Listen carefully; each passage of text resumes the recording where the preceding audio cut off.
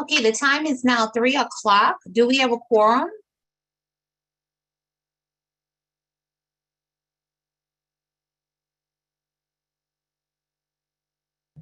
I'm counting right now, Dr. McKee. Thank you.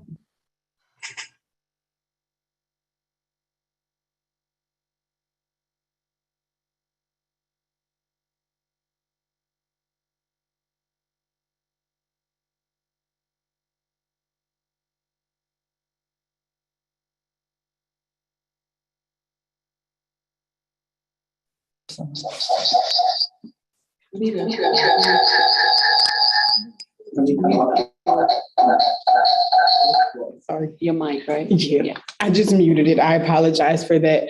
Dr. McKee, we have 7 members present and you do have a quorum. Thank you so much. Greetings to you. Good afternoon. The time is now 3 o'clock. The Education and Employment Committee meeting for the Louisiana Developmental Disabilities Council is now coming to order for Wednesday, July 20th, 2022. At this time, I'm going to ask for a roll call. Ms. Nicole Banks, Present. Ms. Melissa Bayham, Ms. Brenda Kosey, Ms. Christy Gonzalez, Here. Mr. Mitch Iddens, Ms. Meredith Jordan, Here. Dr. Hyacinth McKee, Present. Ms. Bambi Polazola, Here. Ms. Mary Tarver, Ms. Vivian Webb, Here. Dr. Phil Wilson, Present. and Ms. Melissa Bayham just walked into the room, Dr. McKee. Well, thank you so much, and greetings to everyone who's in attendance.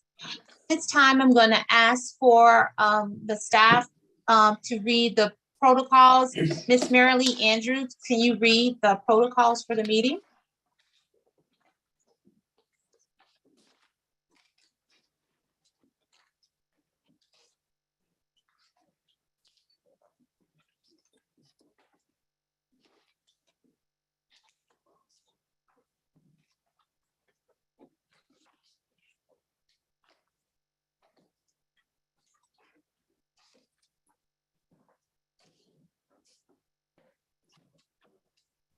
I'm not sure if she's on, Dr. McKee. Okay, so then may I get a staff member to read the protocols if she's not present? Yes. Let me see if I can share them. Share my screen. Hold on.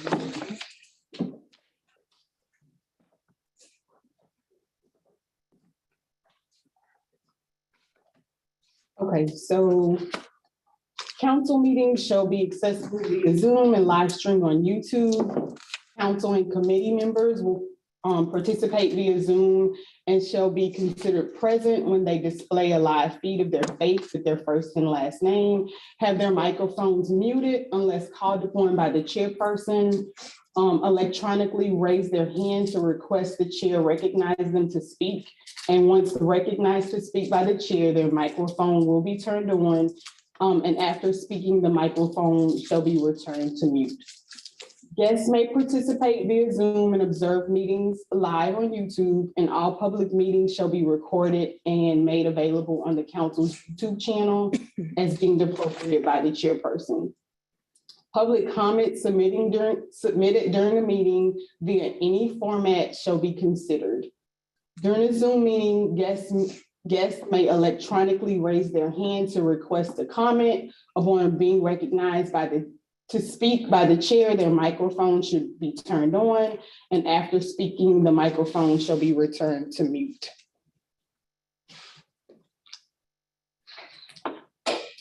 Post comments that are relevant to the item under consideration in the chat box, and you can also post comments during the live stream of the meeting on the council's YouTube channel. Public comments of a person's character will not be heard, and if the comment continues after being asked to stop by the chairperson, council staff may be instructed to end the meeting. The chairperson will notify the executive committee of this occurrence, and the chair will seek guidance to determine if it's legally appropriate to redact or share the video of the meeting on the council's social media. And those are the virtual protocols. Thank you, Ms. Haven. And in addition to that, for those who are present in person and wish to make public comment, please line up at the end of the table near the microphone. And for those wishing to speak, the order should be first council members, then in-person public, then Zoom public. Thank you. And then with that being said, we're going to move on to the approval of the April 2022 Employment Education Committee meeting summary. I'm assuming that all committee members got an opportunity to review this document, but what we'll do is we'll pause and give a quick minute or two an opportunity to review it again, and then call for a motion to approve.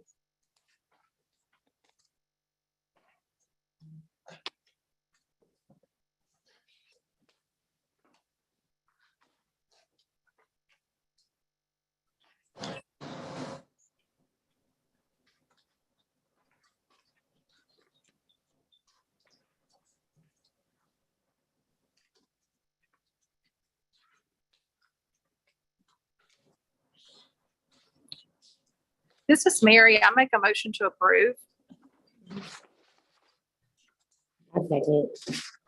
Thank you. There's a motion by Mary Tarver. Is that you, Mary? Yes, can you see me? Hey, Mary. No, that's okay. Oh, So there's a motion on the floor from Mary Tarver and a second by Ms. Banks to approve the committee minutes. Are there any objections to the motion? Any abstentions? None being heard. Any discussion? Any public comment? Motion carries. We'll move right on to the next item on the agenda, which is the post-secondary inclusive education programs update from our Executive Director, Amy DeVille. Thank you, Dr. McKee. Yes, so the legislation, which was Senate Bill 192, passed and became Act number 682. And what the act does is it created a Louisiana Post-Secondary Inclusive Education Fund. And we received $1 million for that fund to start it off. And it also created an advisory council for these programs, made up of a number of different people. And the advisory council will work on putting some structure to applications for these different programs, and approving funding requests and things like that. So they're actually appointing people to the advisory council, people that weren't already named in the bill. They're working on appointments right now, and the first meeting is scheduled for August 18th, I believe, of the advisory council.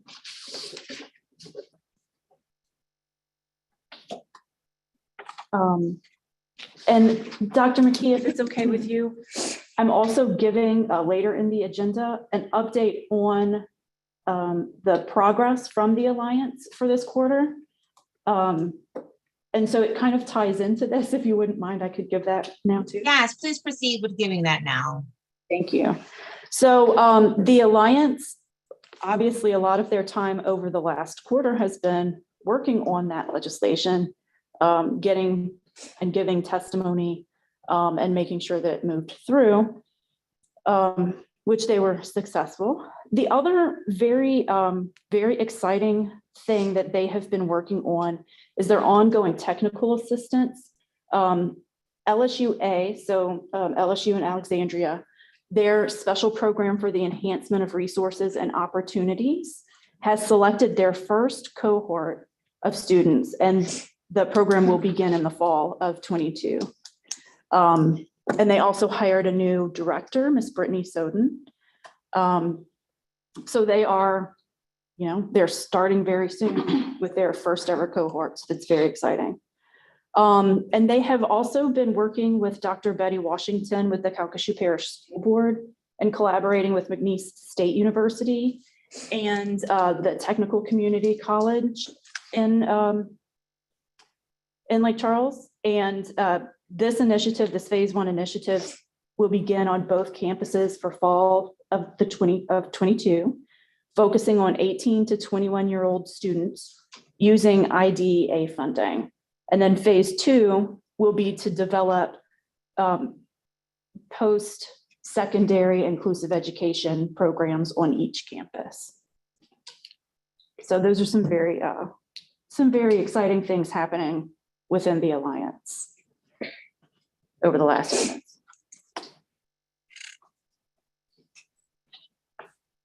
Thank you, Ms. DeVille. Would this conclude your report? It does conclude my report. Thank you. Great, thank you so much. Now we're going to move on to the next item on the agenda, cameras in the classroom update from Ms. Ebony Haven. Okay, good afternoon, everyone. I'm gonna just give a brief update from the council's advocacy efforts during the legislative session. And I know Ms. Meredith Jordan will give her updates for the Louisiana Department of Education.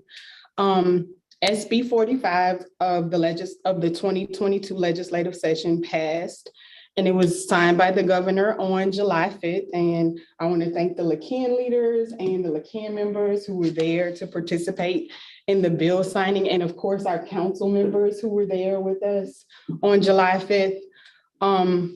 SB 45 amends the current state law, which is currently Act 456 of 2021.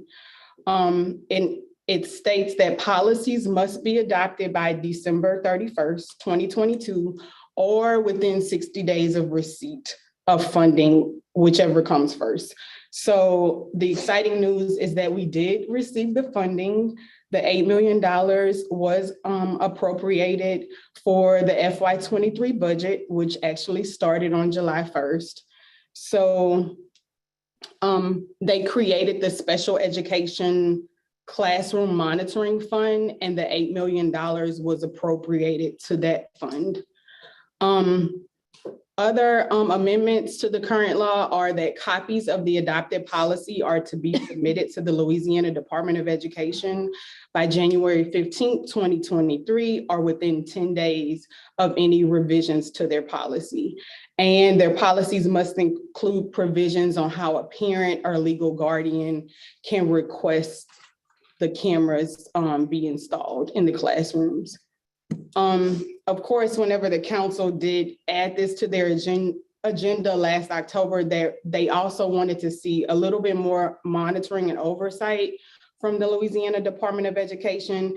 And when I say monitoring oversight, I mean, they wanted to know about which districts had policies created, and then capturing data on things like how many districts, I just said that, how many parents had requested a camera, how many cameras were installed, how many requests had been denied, and the reason for that denial.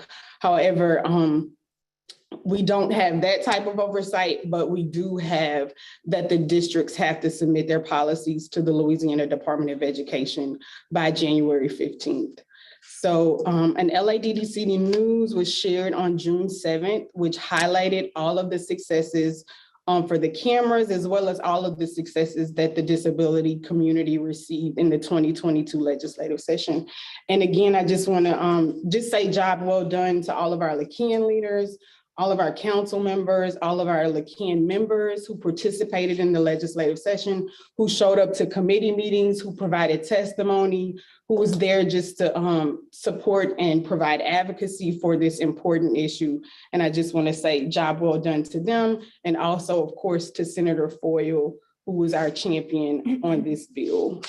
So that's all I have. Does anybody have any questions?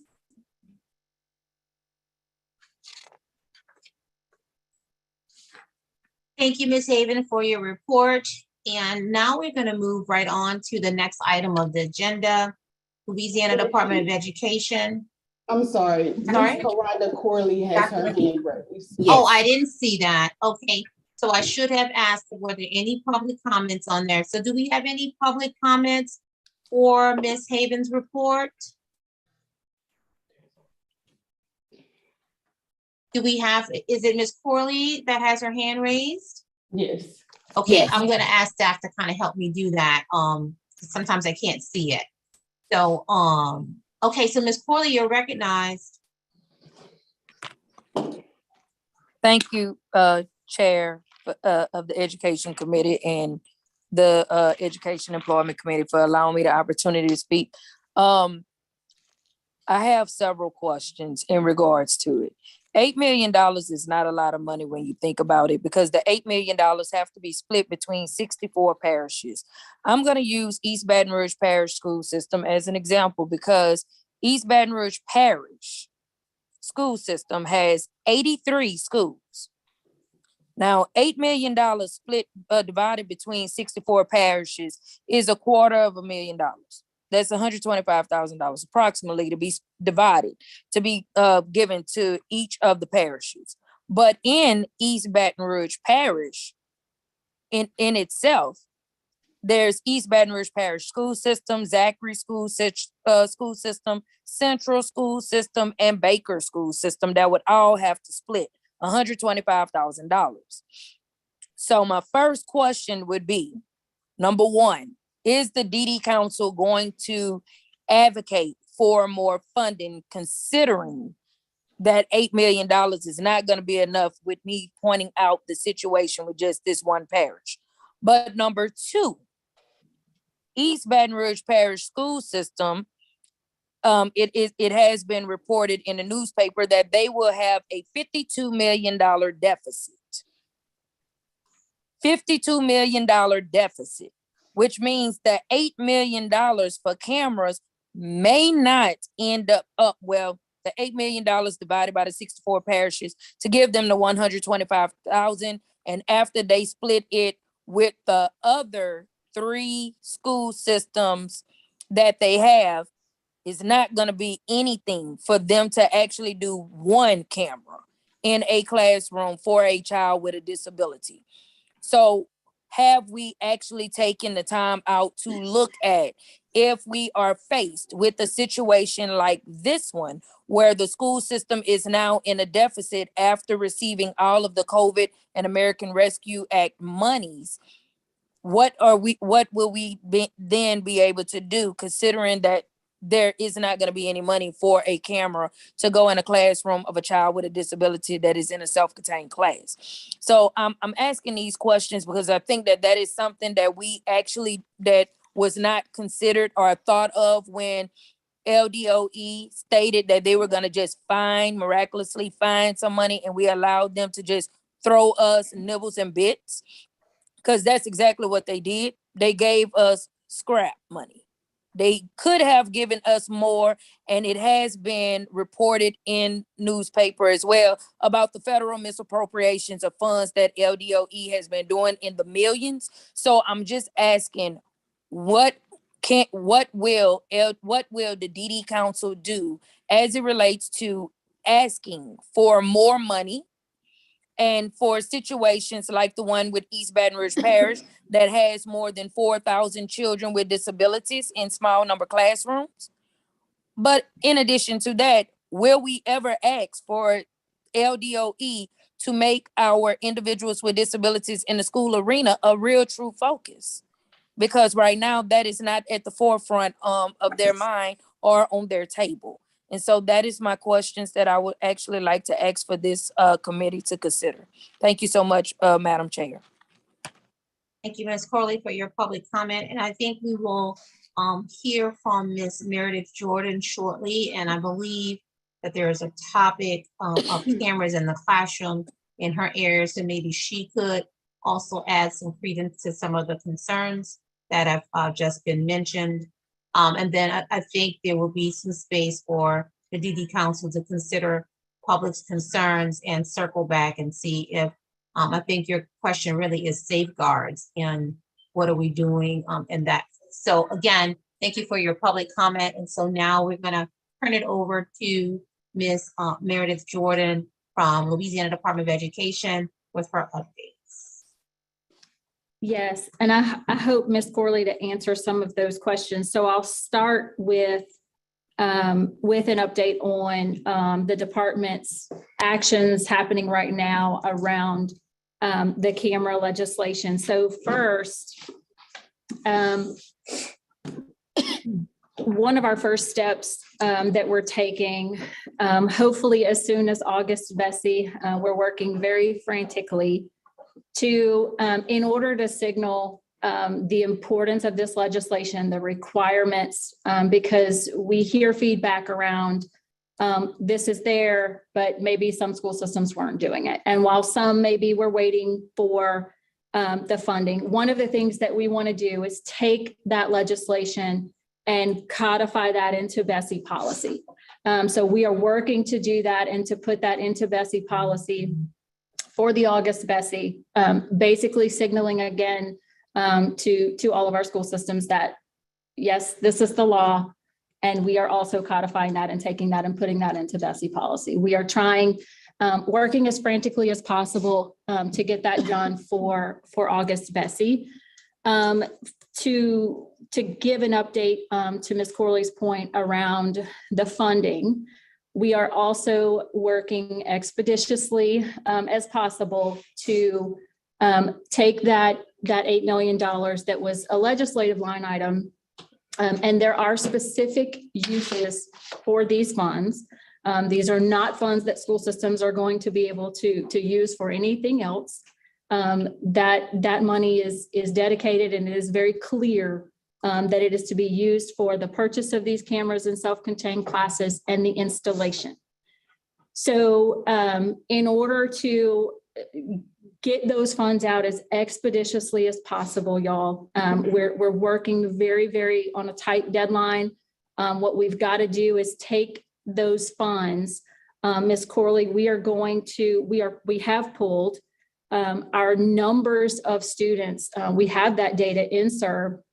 Our number of students who spend less than 40% of their day in the regular education classroom. So these are the numbers of students who are in those self-contained classes, because remember, the legislation is specifically around cameras for self-contained classrooms.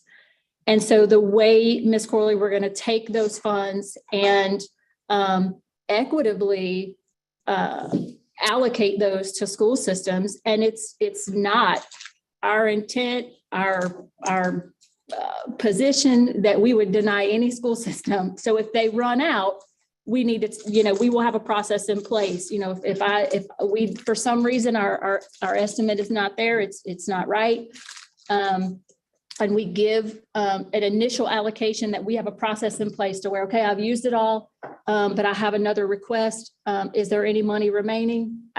We have even at the department, like, this money is for these purposes. So we will reallocate and work with school systems to make sure they have what they need until this $8 million is expended.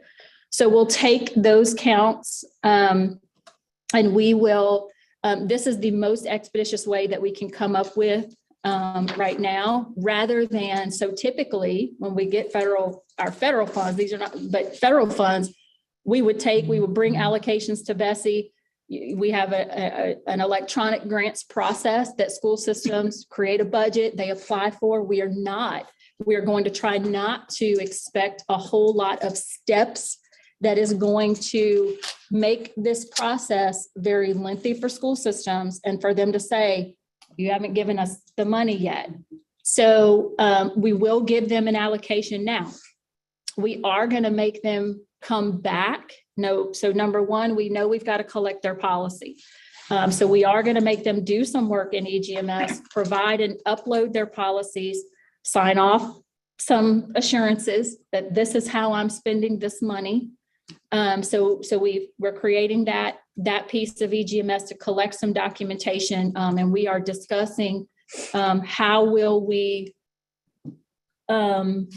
will we require them also after the fact to upload some invoices to us, show us where you spent this money, that kind of thing. So Ms. Corley, I don't know if that answered all your questions. I'm happy to take more at the end of my report, but we're working through the funding process. That is not set in stone yet.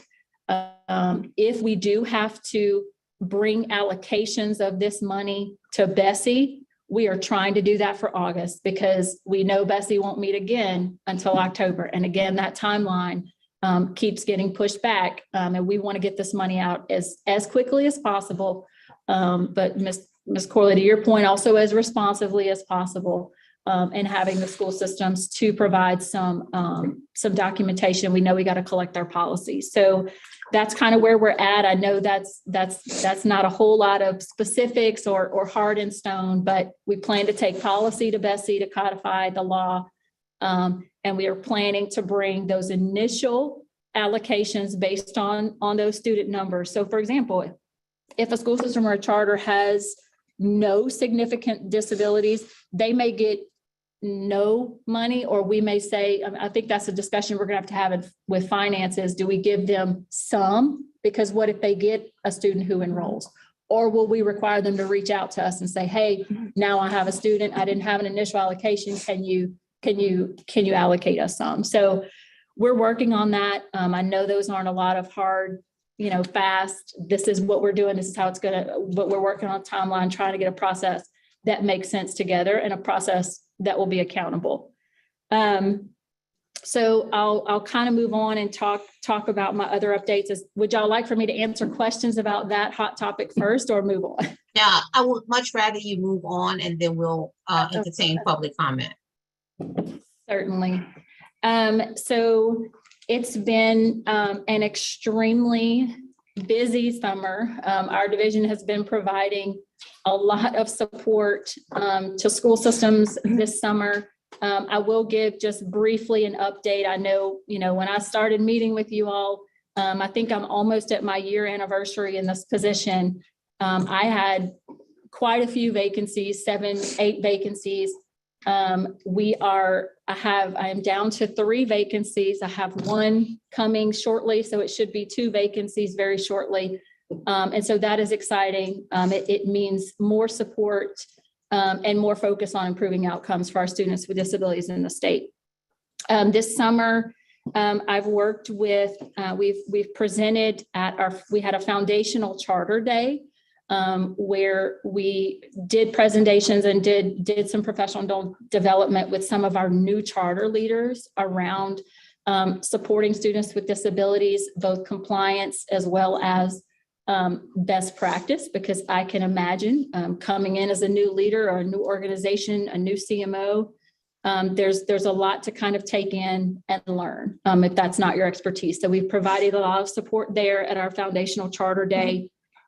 We are also supporting several school districts this summer, which I think, we've had several school systems reach out to our division and say, hey, will you come and provide some professional development at our local district sort of back to school event, whether it's for all educators, and I'm going to one Monday that is specific to their special education department and special educators.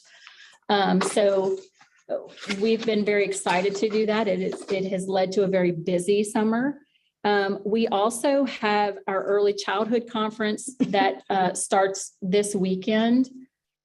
We are also presenting there on Saturday to child care centers, families on inclusive practices for child care centers and pre-K classrooms.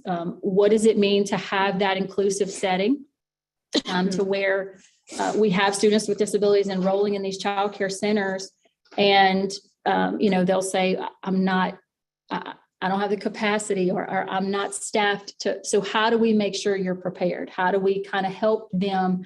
So we're going to give them on Saturday a self-assessment checklist. How do I create community environments? How do I create inclusive programming to where they are ready and this y'all directly connects to and impacts our federal indicators around inclusive settings, even in that early childhood space, because we know kindergarten ready for many students with disabilities means I've had access to high quality early childcare and an inclusive environment to where I can be ready for K-12 and I can be ready to start a successful kindergarten journey as well. So we'll be at the Early Childhood Conference.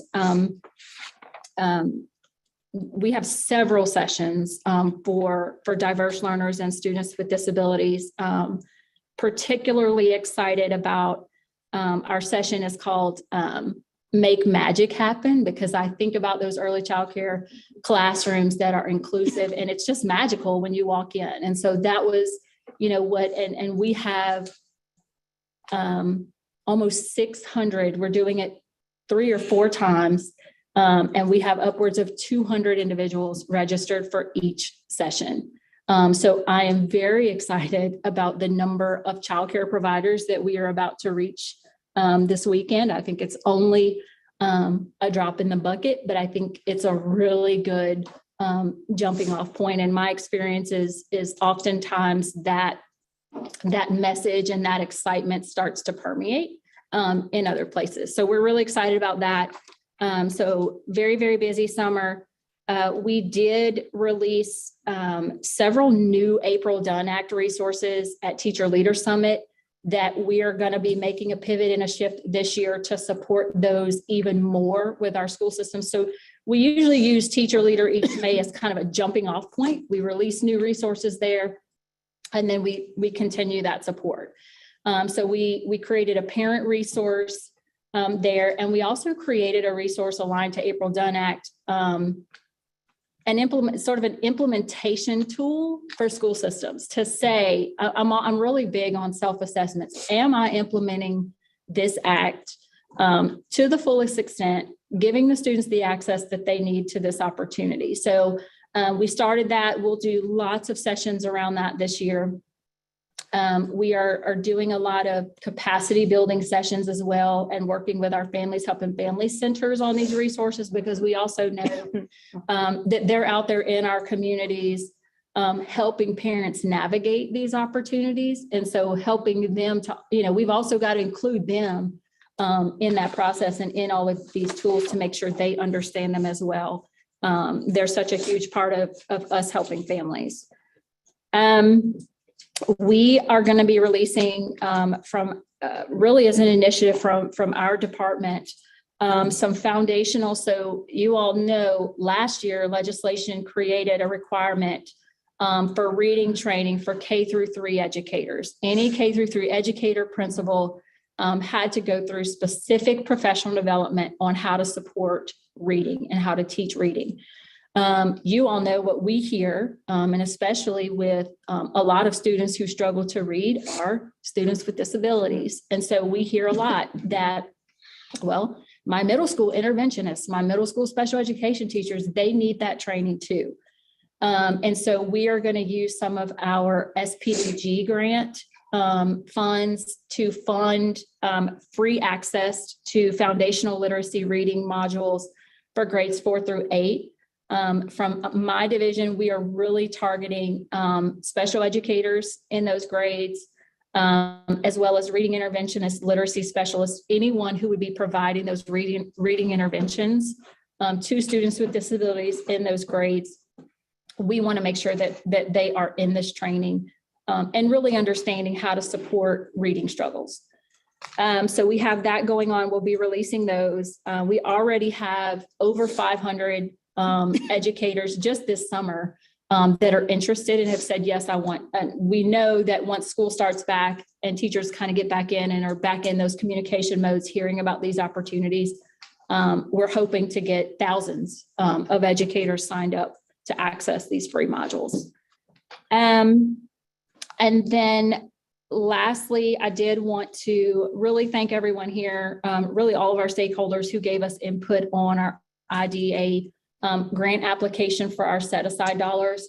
That application has been approved by OSIP. I have here our final statewide set aside. Now, this is the money that we as a state department use to fund initiatives and to fund things coming. We also use it for some competitive grant, some competitive opportunities through our grant process, where we also give some of this money out to school systems as well. But we received over $24 million. I have that amount there in the report. You can see that application. You can see the project descriptions and how, what are those activities and initiatives that we plan to use that money from. That we connected with a lot of stakeholders with our SEEP. We brought all that information here as well to get to a place where we said we now have an approved application. So we're really excited. But I did want to just kind of give you all that final amount and those final project descriptors as well. And it is an increase from last year. So we're seeing the feds kind of really say, okay, we want to move toward additional funding for students with disabilities. So that was exciting.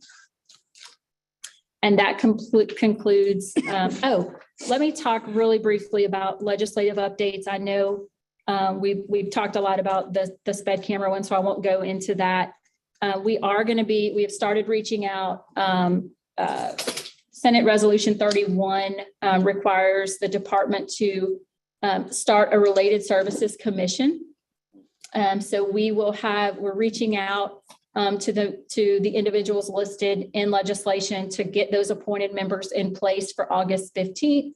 And we will set an organizational start meeting shortly after that. So we're excited to be partnering and getting that work underway and looking at related service provision in our schools. How can we better that?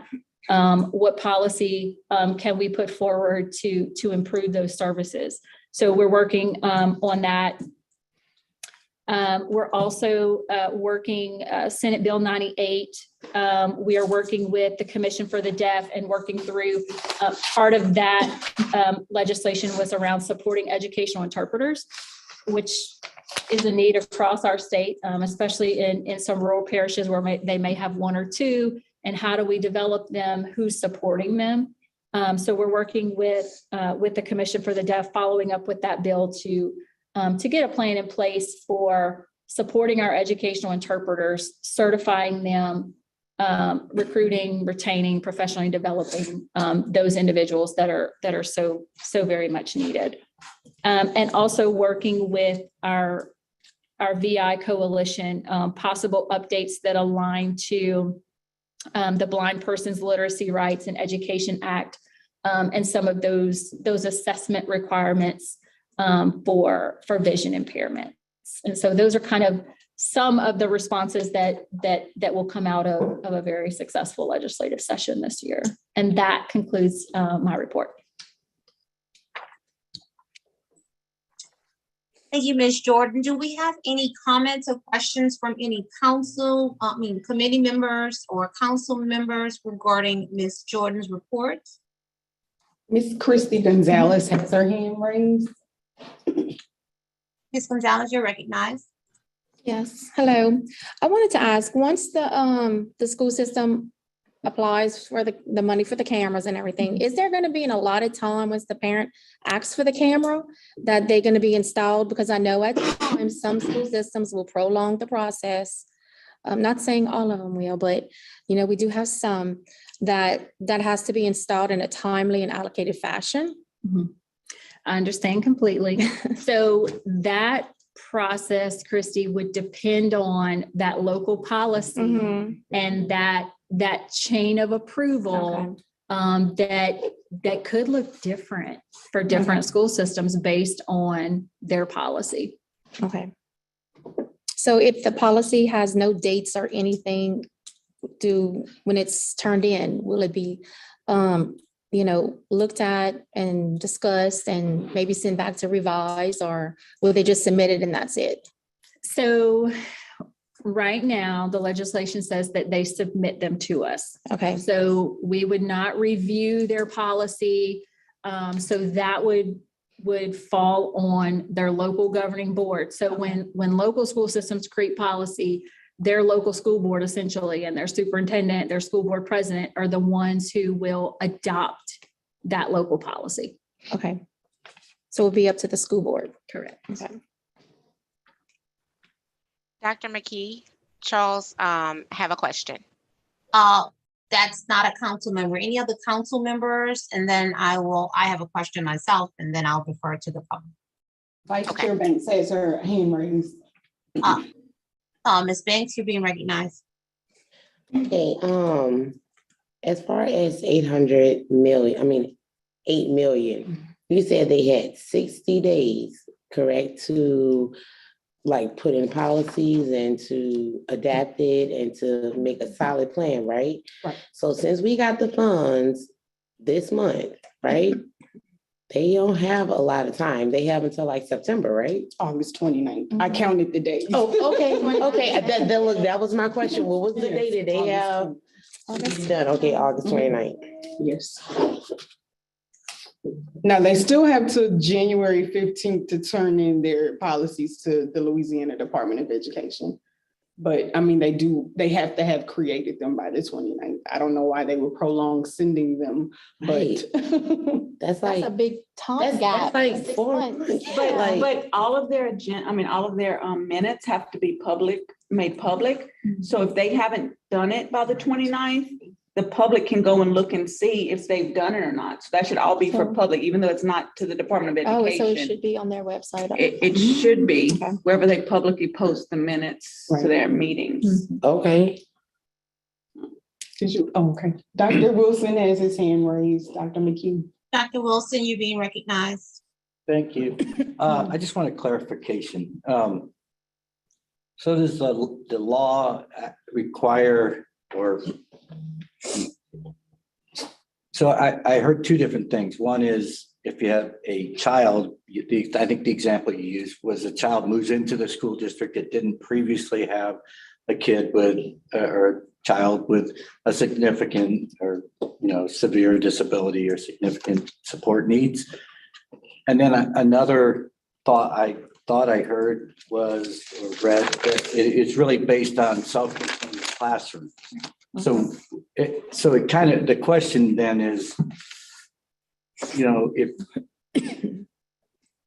I guess that's my question, and I can formulate my own thought after that.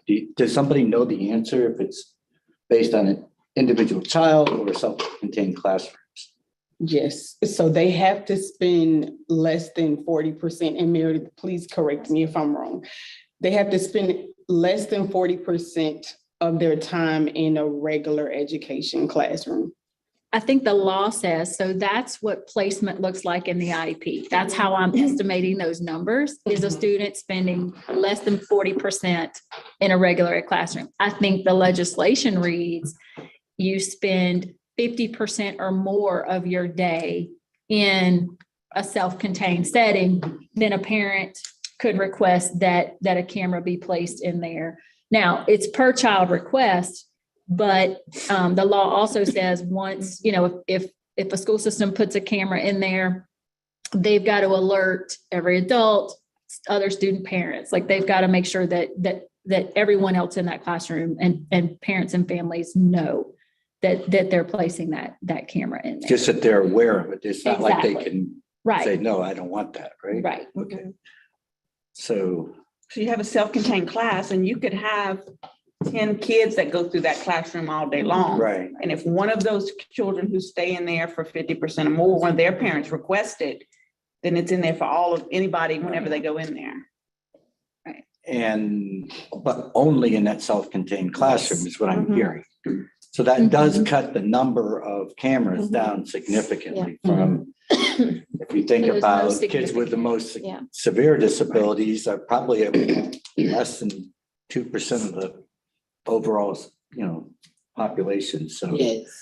in terms of if you have 4,000 students, you would really not have like a large number of classrooms in a district. Theoretically. If they were If- doing unless best you're- practices, right, Phil? well, We yeah, shouldn't well, I have a guess if lot you of have a lot of kids in self-contained Right, right. classrooms, you'd have a lot of self-contained. Right. Okay, I just was trying to get a handle on how far 8 million does stretch. Because, and cameras are not expensive nowadays. Right. Either. So it feels like, I know that Ms. Corley was I'm not arguing your point, Ms. Corley, but I think that it may stretch a lot further than what we might think. But anyhow, but I'm glad there's a process to reappropriate money when that money runs out. Yes. So I don't feel like it's not a good starting point anyhow. So that's all I'm done. So I know you wanted to speak, Dr. Hyson. Thank you, Dr. Wilson. I do have a quick question for Meredith. I think it pertains to the school district sending their policies for review in January 2023. Will the Department of Education be providing guidance or guidelines surrounding what the content of those policies should entail and have? I think it speaks a lot to Ms. Gonzalez's concern when we start talking about using the language compliance, because you can pretty much draft anything and just send it up.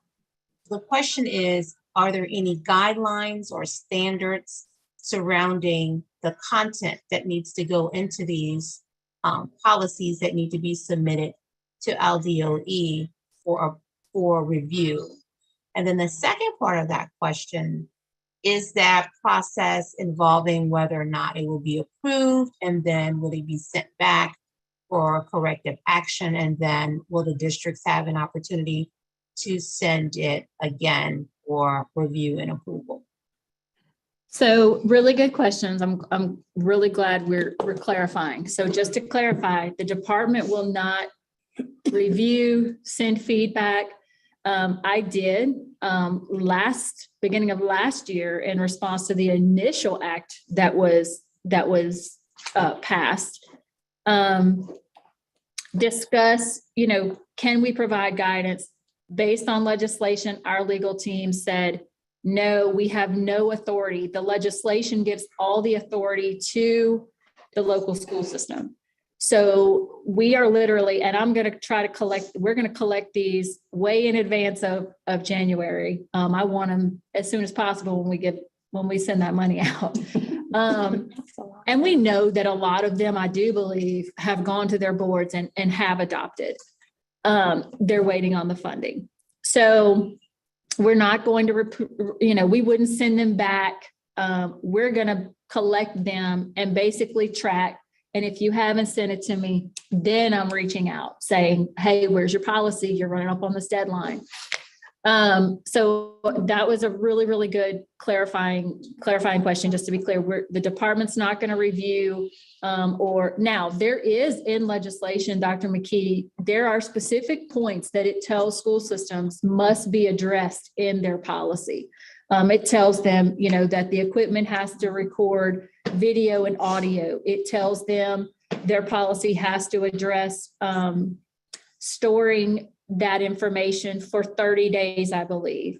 So there are some specifics from the legislation that school systems, and what we told them back last August was start working with your local legal counsel to make sure your policy aligns to the legislation.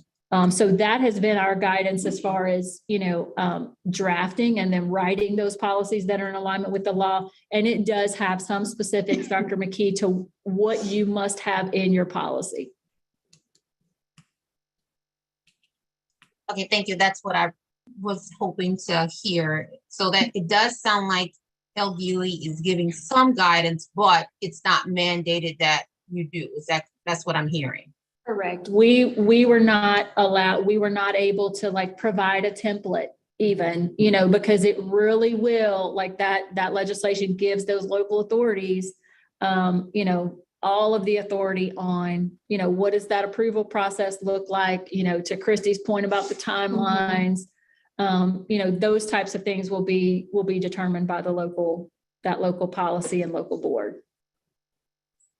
So then, of course, that raises concern of how can this be enforced? And so, it is a dialogue, and I think that is some concerns from council members, but thank you for letting us know what your issues are and what, how far you can reach. But I think that really is a concern, compliance enforcement and making sure it's done. So thank you so much.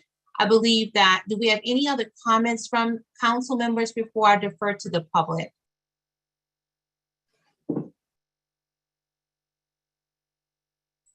Okay, if there's no other comments from committee members and council members, I believe we had some questions from public members.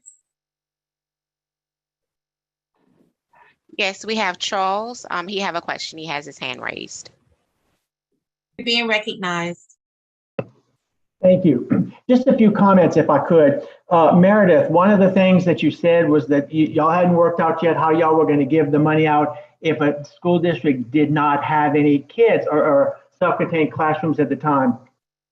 Personally, from experience, I think giving them money when they don't have a use for it, is a bad idea, because then they have to keep track of that money. And what will end up happening is, especially if it's the following year, they won't keep track of that money. And then what's going to happen is the following year, IDEA funds are going to be used, which is not inappropriate, but it's going to be a duplication of effort. So I think let them come to you to get that money. That's my own opinion.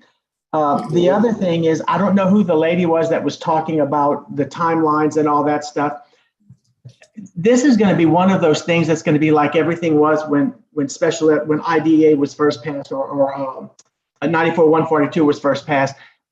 If there's a problem, it's going to have to be worked out through the grievance process, so that parents can find out what it is that they can expect and how they can expect it in the future. Immediately, it's not going to be real helpful, but you can go through that grievance process for each school district. And one of the first things that I would do is go to the board members, because if you could express concern that the school district is dragging its feet on doing something that is legislatively required, then you go to the board member, they will put pressure on the superintendent will put pressure on those that bear in that particular issue, and that frequently would take care of it, because they will want it to go away. So just keep that in mind. It's not going to be real easy at the beginning, but we've all blazed paths in the past that have benefited people now. So this is going to be the path that you'll blaze to help people in the future.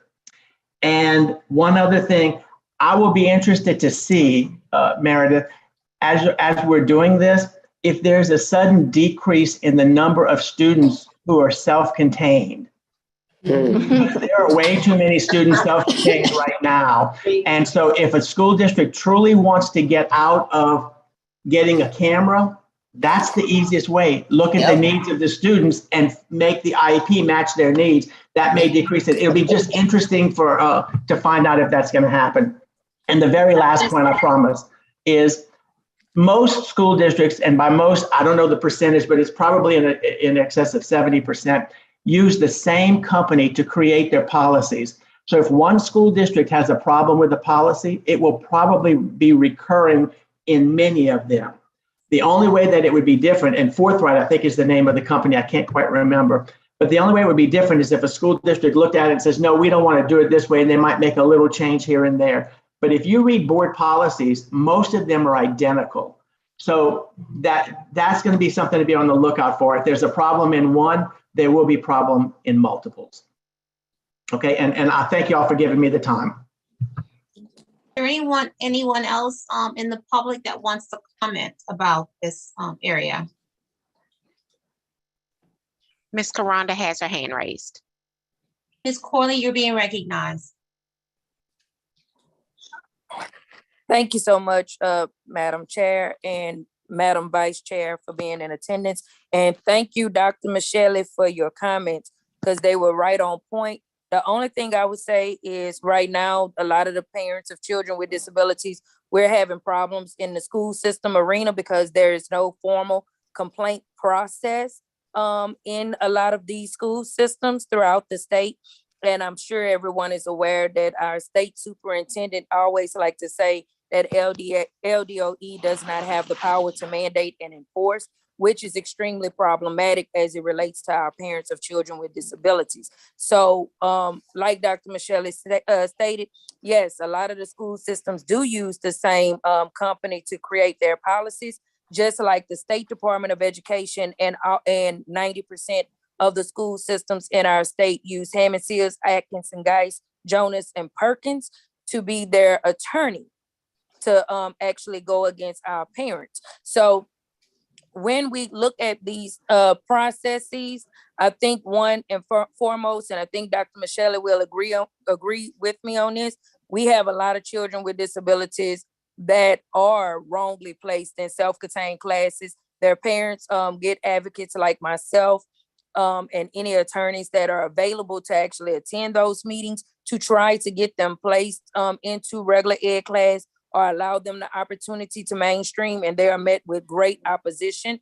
The cameras in the classroom is going to be a way to get them back into a regular ed class. But will those children be provided accommodations and modifications as needed? That is going to be the next problem that we're going to run into. Secondly, one of the points that Dr. Michelle brought up is the ability for parents to actually speak with school board members. A lot of school board members are actually resigning on Facebook, Instagram, and any other media outlet right now, just because of the problems that they are facing. They are using their ability to have immunity to the extreme, and it is hurting our children with disabilities. Being a parent of a child with disabilities and advocating for parents of children with disabilities, I am seeing a lot of school systems that do not have accommodations, modifications, and do not provide safe settings for our children, including as it relates to COVID-19. So you have to think about that they do still fall up under that immunity law that was passed at the beginning of COVID, and they are using that. Last but definitely not least, I did not hear Ms. Meredith Jordan speak about the changes that CEEP is recommending for Bulletin 1530. I know that Dr. Michelle, amongst other individuals in our disability community, has spoken up in opposition to the changes where the changes they're recommending would actually be discriminatory against children, depending on what their exceptionality is. And I would greatly appreciate if Ms. Meredith Jordan could actually give us a report on that and actually let the public and the rest of the DD Council know how they can actually submit the changes or the problems that they see with those recommended changes so that we can actually act accordingly. Thank you so much. Ms. Jordan, I would allow a response to that comment, and I would allow it to be under other LDOE updates because CEEP falls under that category. Are you prepared to respond to Ms. Corley's question? Yes, sure. And I believe that she's referring to our upcoming 1530 updates that will go to August Bessie. These updates, as some of you may know, we have an alternate assessment, one of our first alternate assessments that will be given this upcoming winter in the K-2 space. It will be for our English learners who also have significant disabilities. And so you all know for federal requirement states that anytime a state gives a statewide assessment, they have to provide that opportunity for a student with a significant disability to take an alternate version of that assessment. So we've never had statewide assessments in our K-2 spaces, so we didn't have a need for alternate assessment criteria for K-2. So when that assessment came about, we started in January kind of getting ahead of that. And we formed a work group with various expertise on there, pupil appraisal expertise, school psychologists, all of those individuals in a school system who have that knowledge about assessment, about data, evaluating students and understanding those cognitive abilities. And so we created that work group back in January, started keeping CEEP and bringing them regular updates on that work. And that work group started thinking about this, about how we would operationalize that for IEP teams. How would we want IEP teams in our K-2, which are very delicate, very developmental grades, right? And so we've just been talking about making sure we're making the right decisions for students and making sure placement decisions are correct in that K2 space. It is very important. And so the work group had some very key things that they kept in the forefront when they were developing that process, which is ending in a policy, but started with a process of how we would help K2 educators make those decisions. And so one of those were that all of these students, even if they should participate in screeners. Like, we want all of the data, we want the screening data. So we wouldn't exempt any students from participating in any sort of screeners. We also wanted to keep in mind that we don't want to go out and suggest that we start giving IQ tests to students in K2. We know that a lot of times in grades 3 through 11, that's how we're making, one of those requirements is that you score a certain number of standard deviations below the mean that will qualify you. So in K2, we had to approach this a little bit differently and really look at a child as a whole to make these decisions, not going out and giving IQ tests, which are not going to be extremely reliable for students that young. So, so we started with that work group. And so we started drafting a tool, a decision-making tool that Ms. Corley is referring to. That's how we started the process. How would we operationalize this? How would we help IEP teams make the best decision for these kids in K2? Because we know once we put them on an alternate assessment track, what that means, okay? And so that tool, what I'll do, Ms. Corley, and to everyone here, is I'll send an email and share the tool. I'll even share our draft policy language. If you have anything that you want me to consider, I would ask that you please do it quickly, because we're bringing this to August Bessie. And so we have that draft tool. We have piloted it. We've pulled students. We've looked at IEPs. We looked at evals and thought through how would IEP teams use this. We brought it to Teacher Leader and shared it with quite a few teachers, those folks who serve on IEP teams. How would we make these decisions? Got some feedback. So we've had over 6 months of looking at the tool, making decisions. Now, this is going to impact about 100 students in this first year, our English learners with significant disabilities. We don't have a K2 literacy assessment. We know that could come depending on Bessie decisions about literacy assessments. And we know there's legislation that says that we should be providing statewide assessments of literacy. So it will prepare us for that. But we will have time to, we can make revisions. We can take, this is new territory for us, right? Like K2 assessments will be new territory. And so now we are at that place where we're ready to take, and in our policy language, we refer IEP teams to the tool that the work group and that we've had so much feedback on, and no objection at Bessie, not at Bessie, at SEEP. And with that group, we point school systems to that tool specifically to use. And that, I think, puts us in a space where we can update that tool as needed. But so the policy language will refer them to that tool, and we'll kind of say this is for students with the most significant disabilities, and refer school systems to that tool to use. So I think, Ms. Corley, that is the bulletin update that you're talking about that we're bringing to Bessie. So I don't know if that clarified for everyone, but I'm also happy to share that tool as well as that draft policy language that we're going to be bringing to update. I'll do that now if I can. Should I send that to you, Ebony, to share with members? Okay.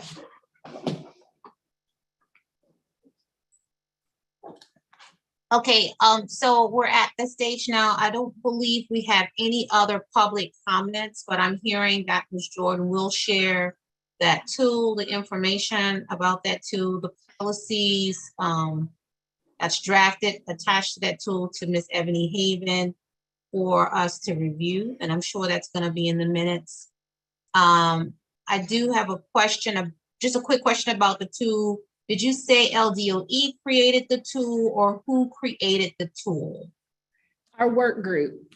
So the only, we had 8 work group members. And then I attended all those work group meetings, as well as I had someone from assessment attend in case there were questions there. But our work group really, like I said, those people, appraisal specialists, ed diagnosticians, school psychologists, those individuals were very instrumental in creating that tool and looking at what other states did in that K-2 assessment space for alternate criteria. That was going to be my next question about it being, a review of other states and what they're doing. And then also looking at that tool to make sure that we are understanding culture and diversity and all of that when we develop tools as well. Because we know that we have to be mindful that sometimes these tools we develop can lead to also other biases and concerns and all that as it relates to culture and all. So yes, please send that information over to Ms. Haven so that we can get an opportunity to take a look at that. And then if you can provide a report at our next DD council meeting. I hate that this is such a short turnaround because we have August Vesey coming up, but we're going to also ask for a report on that as well for our next council meeting. Okay, thank you so much. All right, folks, look like we're right on time. If there's no more comments for the Department of Education, I am going to move right on to Ms. Melissa Bayham's report from LRS. Thank you, Dr. McKee. So at LRS, we have lots of things going on. So I want to give y'all some updates and then obviously take any questions. Right now, we are working on, we have a new grant called it's the Disability Innovation Fund grant. The project is called Project STEM Up, and I think I've discussed this at a couple of meetings. It's a collaboration between us, Southern University of Baton Rouge, Michigan State University, and Michigan Rehabilitation Services. So at this point, we have had focus groups with staff, and also on June 28th, we had our first community-based advisory group. So they're just getting started with their work. But just to kind of give just a quick brief update, that particular grant, the purpose is to improve outcomes in STEM occupations for individuals in marginalized populations. So we're just beginning there. We're developing a recruitment plan to determine how to recruit the correct consumers for this grant. And then also, just to kind of be clear, the goal is to train all of our counselors on how to use social cognitive career theory to be able to assist these individuals with disabilities going into these occupations more in a better way.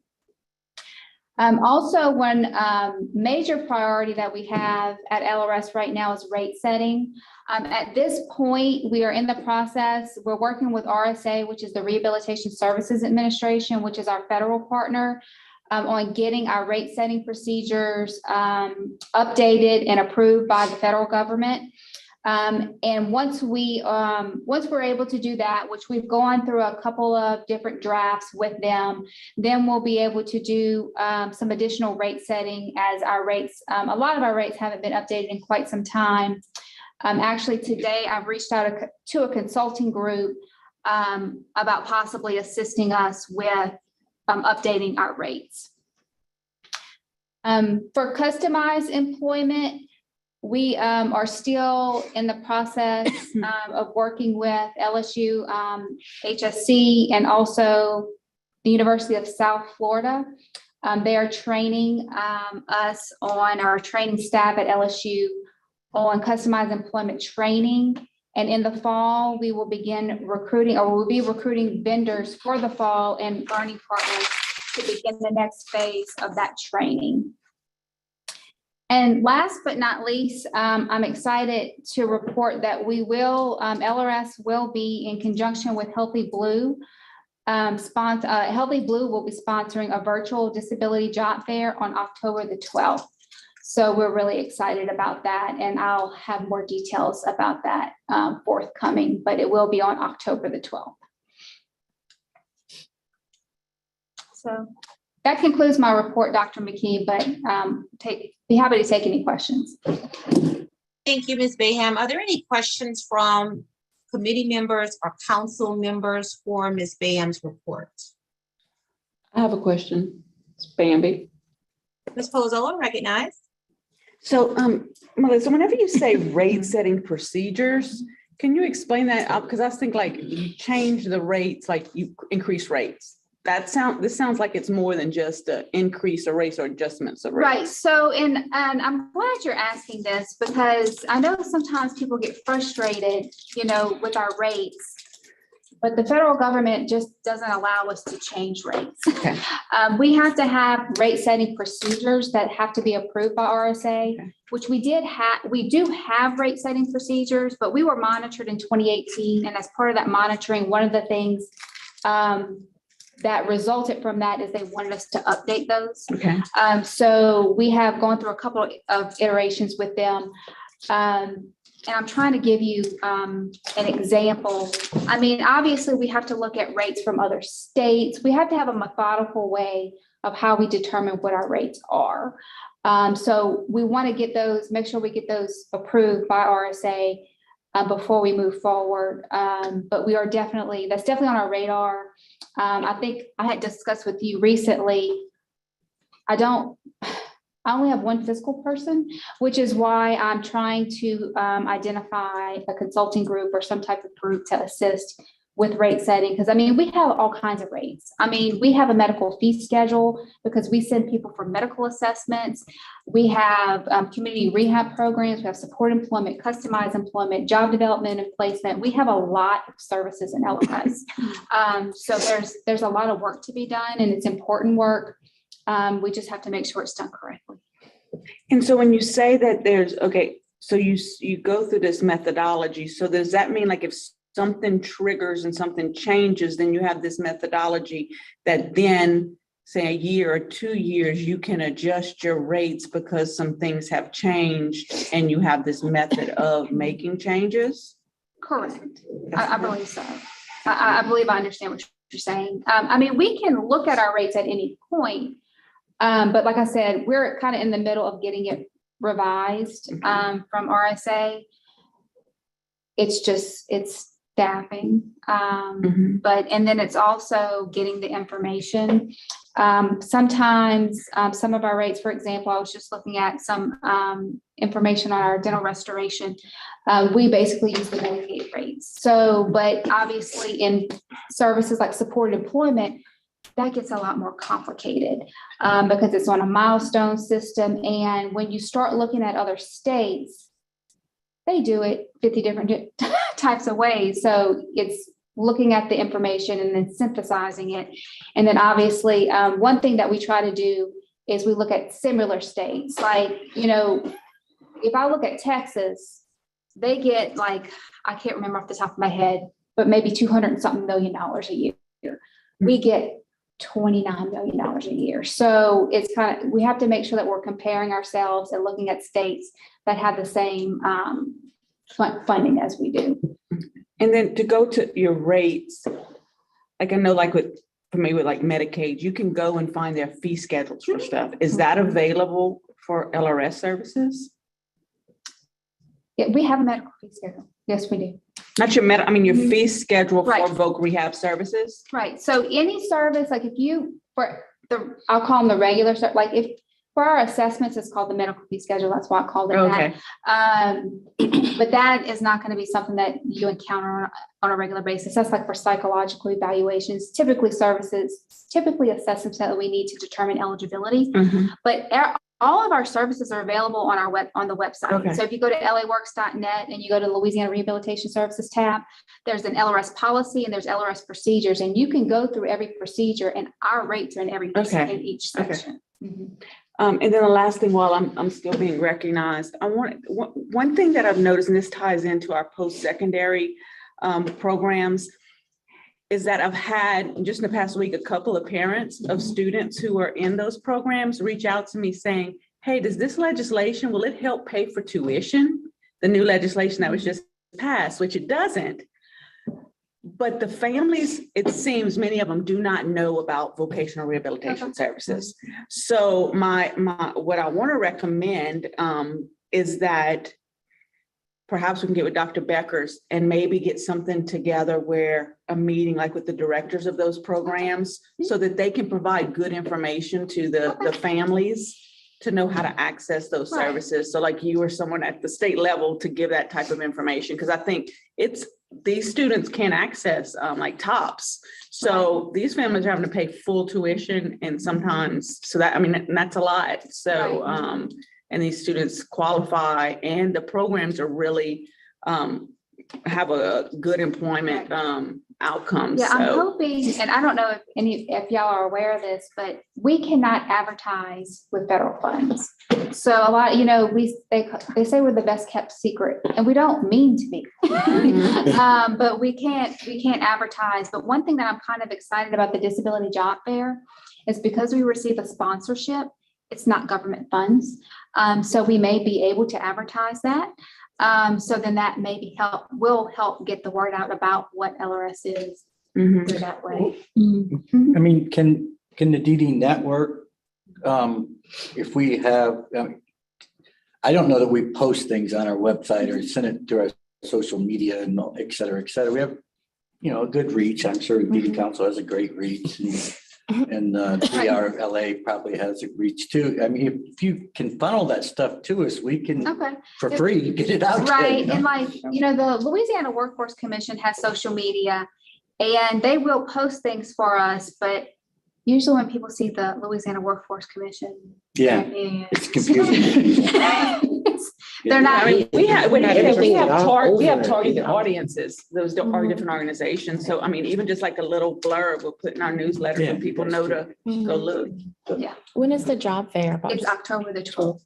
Where in? It's virtual. It's virtual? Yes, ma'am. And we'll have more information, and I know that they're working on, how we're gonna get it out. We can share it too. Okay. So if you guys create a flyer, we can put it on our social media pages and Awesome. get out. Thank you. We definitely do that. Just send it to all of us. So we'll Do we have any more questions from any council members or committee members for Ms. Baham's report? Dr. McKee, Vice Chair Banks has her hand raised. Yes, you're recognized, Ms. Banks. Thank you, Dr. McKee. You were saying that do y'all still have those vacancies that you were saying that you had the previous time? I have 40 vacancies. Oh, Lord. And 20 something of those are counselor positions. And that's another thing that creates anxiety to me. Like, I want people to know about us. I want people to come, but I have to have the counselors. I am happy to report that my worst region as far as staffing was the Shreveport region. And we actually went to, I'm getting my weeks mixed up. I think it was last week, I went and actually did training myself there because we have 5 new counselors there. And at one point I only had 4, so now I think I have 9 or 10, but then 1 left. It's just a never ending cycle. Yes, it is. So one thing that's a priority of mine is to continue to figure out civil service and how I can somehow increase the pay for my counselors. I thought we just did a whole a pay increase for the counselors. Didn't that happen a couple years? So we use civil service. I mean, we're civil service employees. So the pay ranges and the pay rules are established by civil service. We can do what we call a 6.5G, which basically is where we can hire people at a higher rate with extraordinary qualifications. But when you have a staff of 160, you have to also be careful with pay compression. So you can't start your new counselors higher than the counselors you already have. So there's a big issue that needs to be resolved. You know, some of my staff have mentioned that DCFS did a 10% increase. I'm trying to figure out how they did that. And then also something that I'm noticing in some of the civil service, the agenda is premium pay. So I'm going to look into premium pay. I'm looking at anything I possibly can to do. Because most of the people who, I mean, sometimes we get to the point where we have a job offer and then they will decline because of the salary. So this is Bambi. Can I be recognized? Yes, go ahead, Ms. Colzall. This continues to be an issue, and I don't know if it's something that the council can address, but I mean, Melissa's been saying this for a year, 2 years. 2 years. Is this something that the council can address in regards to making a connection, writing a letter to civil service and saying that due to these policies that it's causing an issue with getting these necessary service providers for people with disabilities? And I'll just add on to that it's not just LRS, it's also our disability determination unit, which determines people for Social Security disability, which is in DCFS. We send many of our cases to Arkansas. Those positions are 115% funded by the federal government. And we are sending the cases to Arkansas when our people could be paid because of the civil service rules and not being able to attract people because of the pay scale that they're in. And so it's ridiculous that we're not taking care of our people here with our state workforce. So I just am bringing that up to say, is this something that even if the council could write a letter and express the concerns about how these policies are impacting people with disabilities? Because again, can I say something? Even if it was, I'm sorry. Who's saying that? As Ms. Gonzalez? Yes, I'm sorry. Ms. Gonzalez, you're recognized. Is there any way to go through civil service and maybe change the qualifications to where it's not a civil service? Or it has to be that? We have to be civil service employees. We're state government employees. And to Bambi's point, this is not an exclusively LRS issue. I can tell you that. I think, you know, I've met with civil service before and I think they recognize it, but the people who I'm talking to, it's below their pay grade. I think this is something that's going to have to be done legislatively, meaning like for the rehab counselor entry position, the starting pay is $14.25. So I can pay people above that if they have extraordinary qualifications, but if they come in with a bachelor's degree, which is perfectly fine, but that's the minimum qualification. I can't justify an extraordinary qualification. So then you start at $14.25, and we all know that you can get a job at, I don't know, Costco making more than that. Paras make that. For real. System. Paras. But when we talk to civil service, they basically say, well, that's for the qualifications, that is what their pay scale is. So I think it's a civil service. It's a large civil service. But I feel that oftentimes the way we change things, even for people outside of disabilities, is that we do have power within the disability community to make that argument about people with disabilities want to go to work. So you make that argument and it may have some type of impact even beyond the scope of people with disabilities, but actually state employees should be providing services more so, you know, even outside of the two issues that I talked about. So like it will benefit all people. I think that's just something that the City Council could just raise the issue that it's not just Melissa going over there and saying, please let me pay my staff more, that our whole community sees that it's impacting. So that's my recommendation. Even the healthcare workers that help them. A motion? So is that something that we want to put into words as a motion? I would want to tag on that if we do decide to put it in a motion, that we make it very specific on what we would like to happen. I believe that we should also make sure that whatever we decide, that it is smart and that we have the data to support what we're trying to do, because again, it is more than just LRS, and that we also consider our action plan and finding out what activity that we would tie it to, so that we make sure that the decisions that we're making are grounded in what we are intending to do in terms of our action. So if you all want to make that as a motion, I will entertain that at this time. We just got to make sure that that wording is specific and tied to what our action.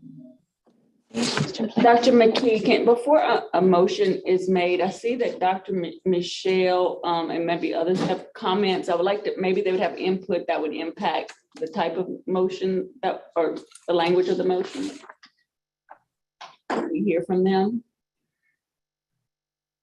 Yeah, I'll entertain and hear from them, but at the same time, I'm hoping that the committee will, start crafting a motion if that is the direction they want to go. So I'm not sure who's on first or who had their hand raised. It was Kelly Monroe. She had her hand raised first. Ms. Monroe, you're being recognized.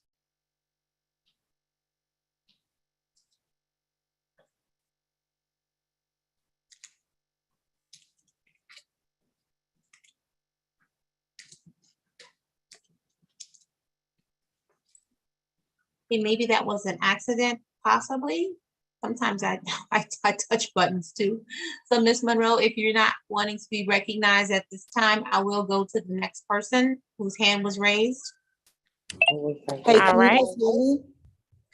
Yeah, we can hear you, Kelly. Okay, I'm so sorry. So, Melissa, will the SR and the HR that was recently passed last session, won't that address some of the concerns about not only the rate methodology, but also the staffing salaries and issues? I don't have those in front of me, but I do not think the staffing issues were part of that. It was all about the rates. Okay. I'll have to go back and look because I want to say that in the HR, it was addressed about the salaries of the staff. But either way, the consultant that you're reaching out to, is that to help support the SR and the HR that was passed? Correct. Okay, gotcha. Okay, thanks. That's all I had. Thank you, Ms. Monroe. Who's next? Ms. Haven? All right. The next person was Mr. Charles Michael. Okay, Dr. Michael. Dr. Michelle, you're being recognized. Thank you. Real quickly, Melissa, I said this before, and I'll say it again, but Louisiana Rehab Services and Texas Rehab Services in our instance, the services y'all provide literally changed my family's life. Y'all have been wonderful with what y'all have done.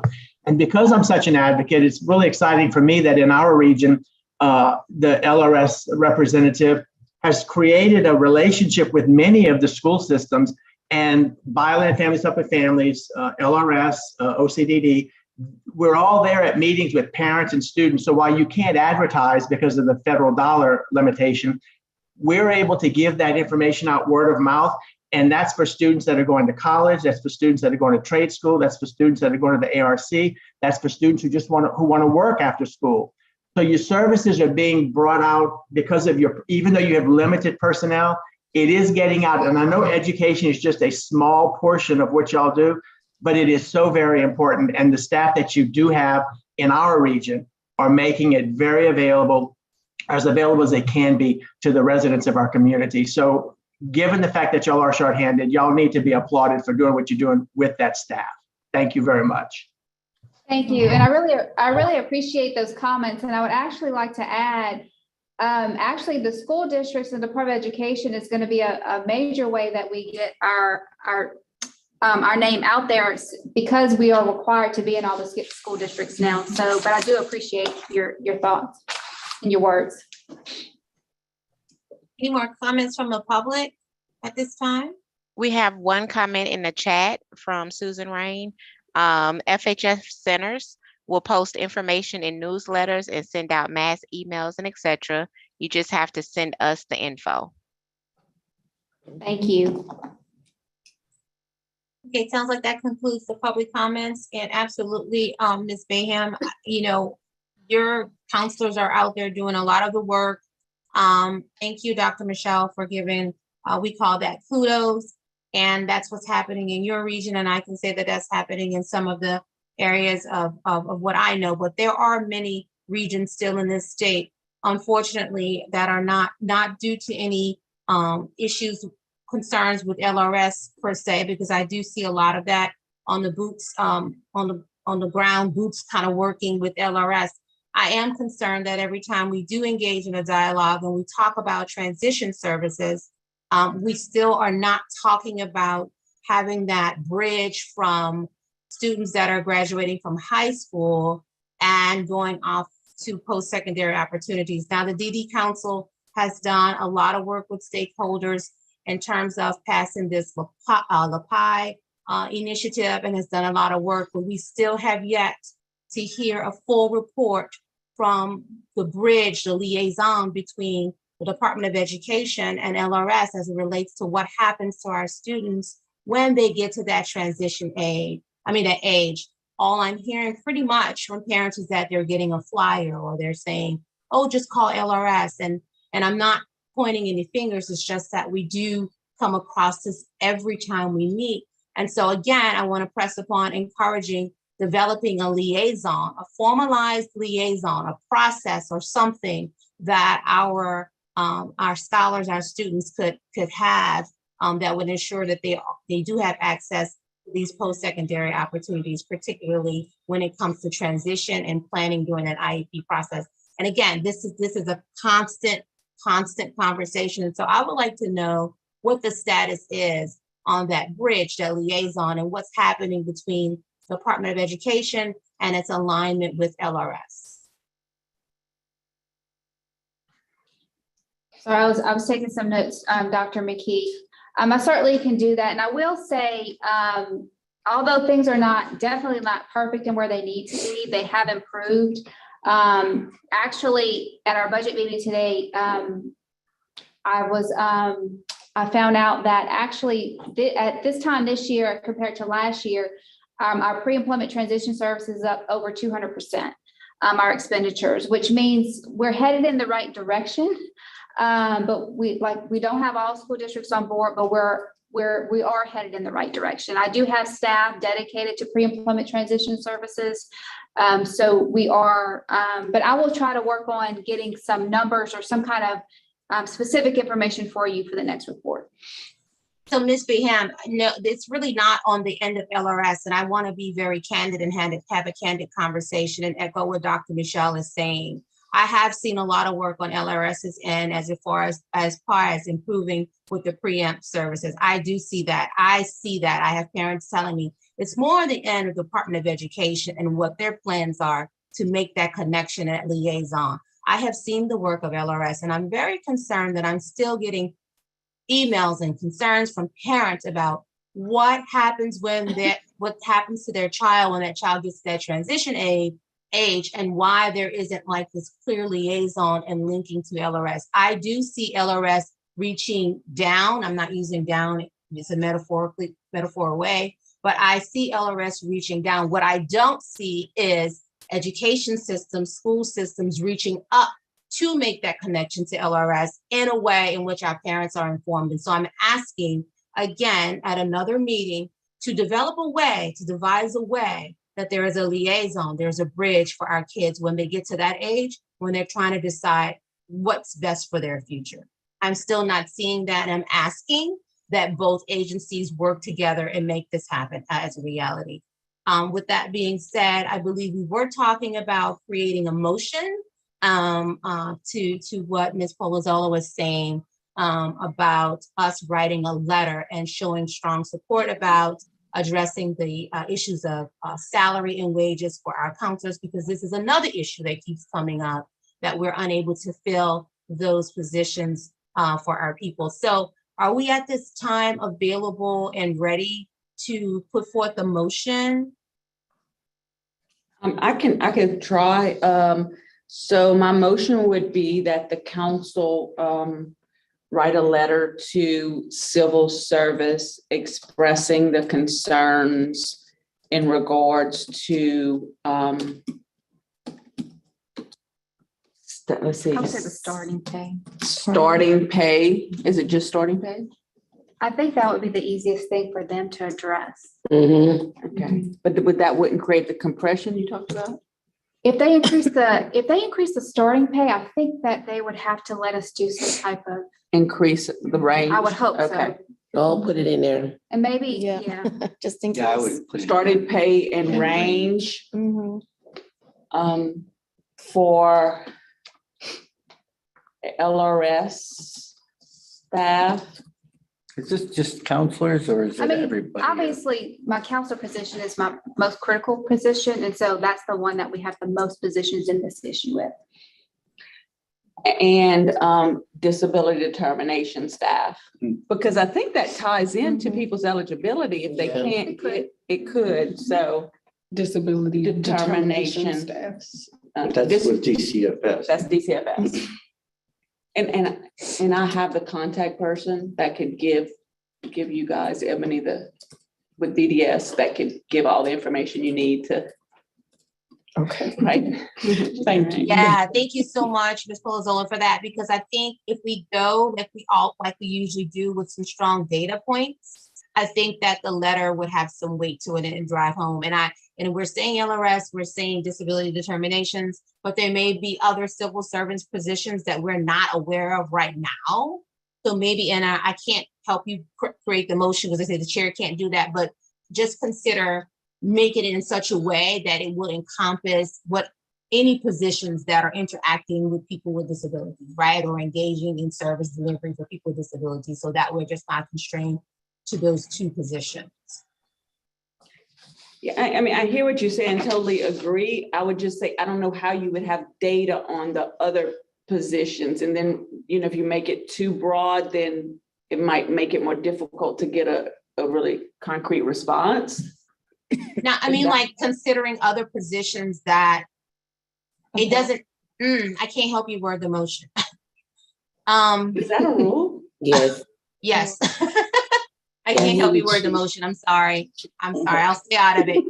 I'm trying to do the best that I can. Yeah, the chair can't do that. So I'm gonna move out of that and you guys figure out, but that's as far as I can go. I'm sorry. Do you want me to read it back to you? Yeah, they're asking if you could share it. Yeah, I lost my Wi-Fi connection. I Okay. can't get it back, so I got kicked off the Zoom. I apologize. I am asking Hannah to share. She's trying to help me share the motion with you all right now. But Dr. McKee, we don't have a second to the motion. Well, I guess we're trying to. But they're still trying to craft it. They're still trying to craft it, right? So you guys still, is it crafted already? Yes, I can read what I have so far. So I Okay. have a motion that the Developmental Disabilities Council write a letter to civil service expressing concerns regarding the starting pay and range for the Louisiana Rehabilitation Services staff and disability determination staff with the Department of Children and Family Services. So expressing concerns, but I think I need to interject and request an increase. I think that needs to be in there as well. Yeah. Because it's impacting our providing services to the community. That's Detrimental. competitive compared to other people in these positions. Yeah, because that's a power makes that at the school board level, roughly. And that's with nothing.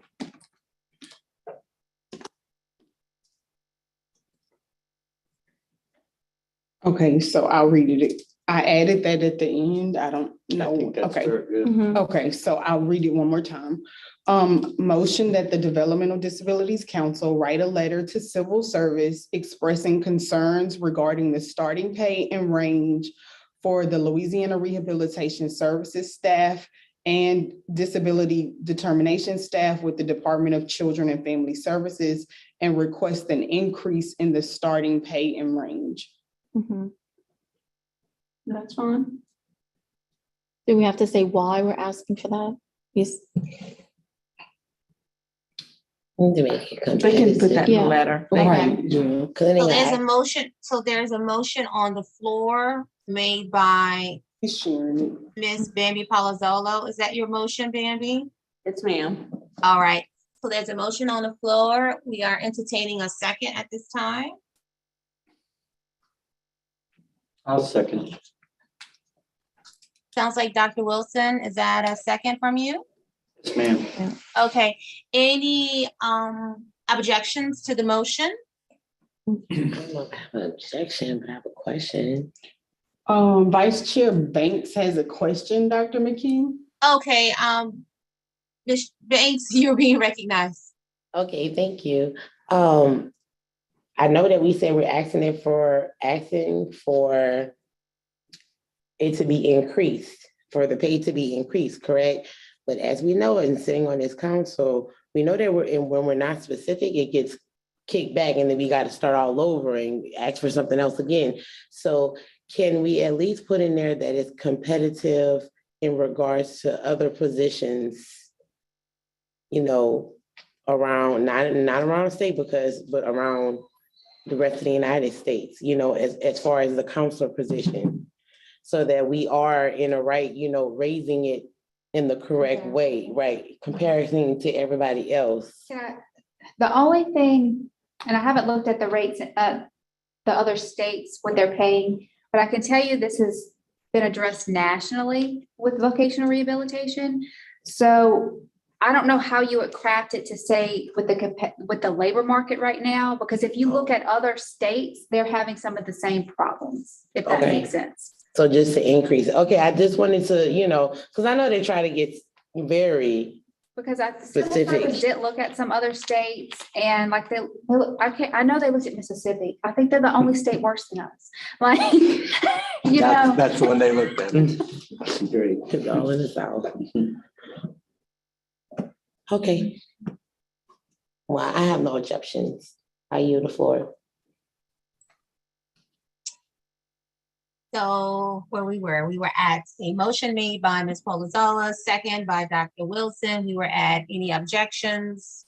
We had a comment, any abstentions? Any public comment about the motion on the floor? Dr. Charles had his hand raised. I'm not sure if you still needed to speak. Dr. Michelle, do you want to speak? You're being recognized. Yeah, but y'all pretty much addressed the issue. I'm always concerned when words like competitive are used, because that's one of the national controversies, because whether it's cost of living or whatever, it just doesn't have a definition. It's like in special ed, reasonable, appropriate. This way that y'all are working it, it tells specifically what you want to do and let someone else do it. So y'all had addressed that concern, but I just wanted to bring that up. I think it's a good decision not to use that word. Thank you. Okay, hearing none, motion carried. Okay, we're gonna move right along to our contractual updates for our FY 22 action plan. And I believe seminars on hiring individuals with developmental disabilities is up. So I'll be giving the update for the seminars. Marilee had to leave. So if you guys have access to the status of planned activities, this is activity 3.2.2. Again, our contractor for this particular initiative was O'Neill Communications. And they created a series entitled Discovering Abilities. And the last 5 webinars of that series took place during this quarter. All of the webinars were advertised on the council's social media. And the ones that took place this quarter were April 12th and 14th. There was a seminar entitled Developing the Inclusive Workplace, Company Culture and Hiring Practices, Training Employees from Top Down. And they did have a DEI expert, Mr. Jermaine Townsend, who discussed how to move beyond just checking boxes and how to create a work culture where everyone wins.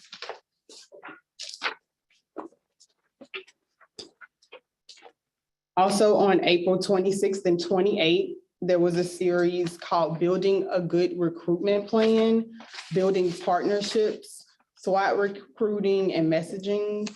On May 17th and 19th, there was a series called How Can We Say Yes? Accommodations for Successful Employment, Assistive Technology, LRS, and on-the-job training. And then on June 7th and 9th, the series was called Making It Stick, Benefits and Retention Plan, Tax Incentives, Benefits Planning, ABLE Accounts, and Financial Benefits. And then on June 21st, the last one was conducted, and the title of that one was Where Do We Go From Here? And it was just a reflection of all the webinar series, and then action steps for the future, resources, and then a networking event occurred at that webinar series. So they are done with the webinar series. It was very successful. They had great turnout at the webinars, and O'Neill did a great job.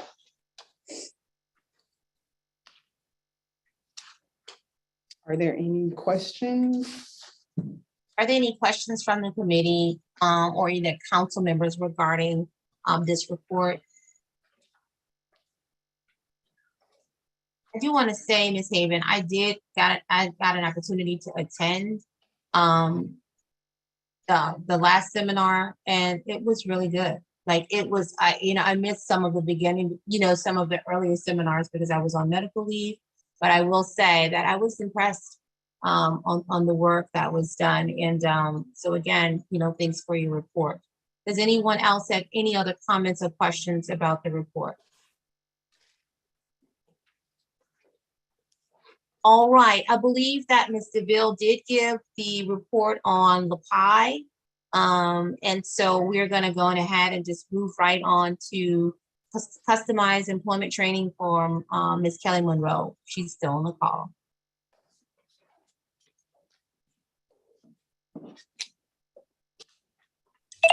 Hey, I'm available. Were you going to give the report, Kelly, or did you want me to give it, or are you available to give it?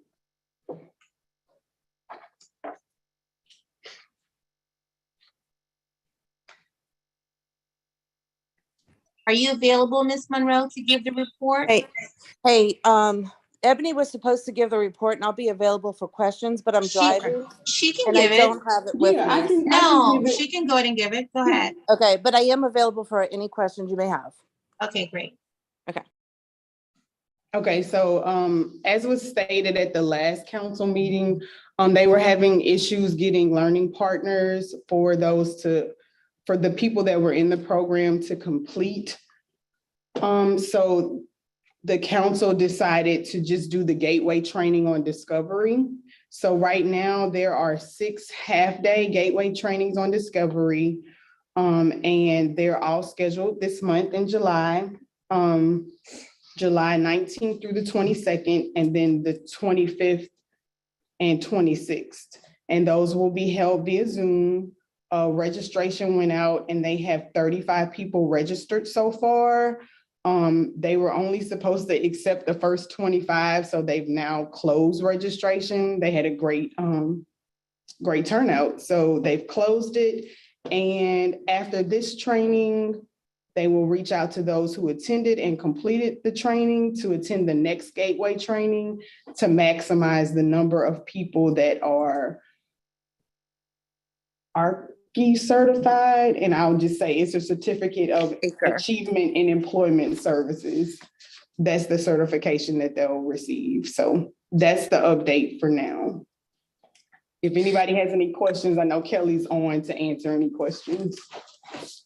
Yeah, I would like to just add also that the ACRE certification, not only will those people be able to get it, but there were some who took the Discovery class last year who we've already reached out to see if they're interested in taking the job development one so that they could also get the ACRE certification. So it'll possibly be more than the 35. And the only thing we're really waiting on is I've talked with Melissa to see if I know that the ACRE certification for other groups have been because they were university-based ACRE certification, that those counted as the 40-hour. And so she's checking to see if we can also count this as the 40 hours so we can have all of those people certified and able to count for the 40-hour certification for supportive employment as well.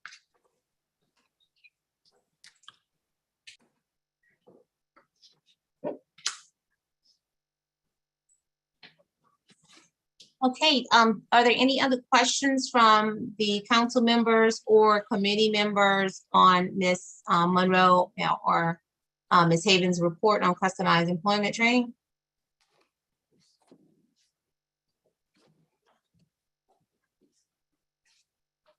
Okay, any public comment on the report? No, ma'am.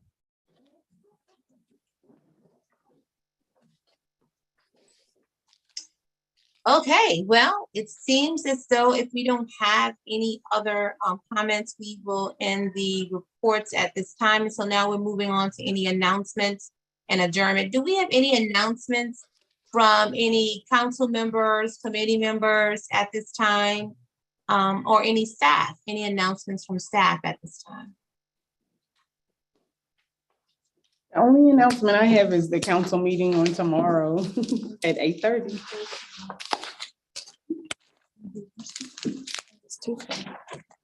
All right, yeah, that's the only announcement I do have as well, Ms. Davis. All right, well, everyone, listen, I cannot believe that we actually are ending 10 minutes earlier, so we can go brag out to other committees on how we were able to get everything done and get everything finished. So again, you guys, thank you so much for today's meeting. I am going to call for adjournment, and what I understand, if no one objects, then the meeting goes to straight adjournment, and I will be seeing everyone tomorrow at 8:30. You guys enjoy the rest of your day. You too. Bye-bye.